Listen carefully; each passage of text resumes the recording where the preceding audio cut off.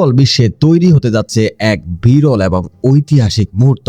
আল নাসেরের জার্সিতে এবার বাবা ক্রিস্টিয়ানো রোনালদোর সঙ্গে একই দলে মাঠ মাতাতে দেখা যেতে পারে তার ছেলে ক্রিস্টিয়ানো রোনালদো জুনিয়রকে। 41 বছর বয়সী মহাতারকা রোনালদোর ক্যারিয়ারের শেষ লগ্নে এসেই এই বাবা ছেলে জুটি ক্রীড়া ইতিহাসের অন্যতম সেরা এক মুহূর্ত উপহার দিতে যাচ্ছে।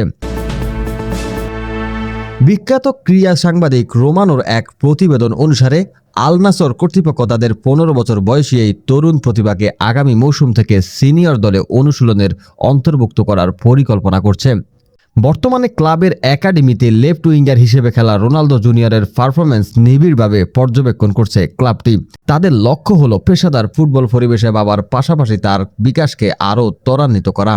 রোনালদো জুনিয়র ইতিমধ্যে যুব পর্যায়ে নিজের সামর্থ্যের প্রমাণ দিয়েছেন। সম্প্রতি একটি হ্যাটট্রিক করে তিনি আলোচনার কেন্দ্রবিন্দুতে চলে আসেন। এমনকি রিয়াল মাদ্রিদের অনূর্ধ্ব 16 দলের সঙ্গে অনুশীলনের অভিজ্ঞতাও রয়েছে তার ঝুলিতে। ফুটবল বিশ্লেষকরা মনে করছেন সিনিয়রদের সঙ্গে অনুশীলন করলে তার দক্ষতা কয়েক গুণ বৃদ্ধি পাবে।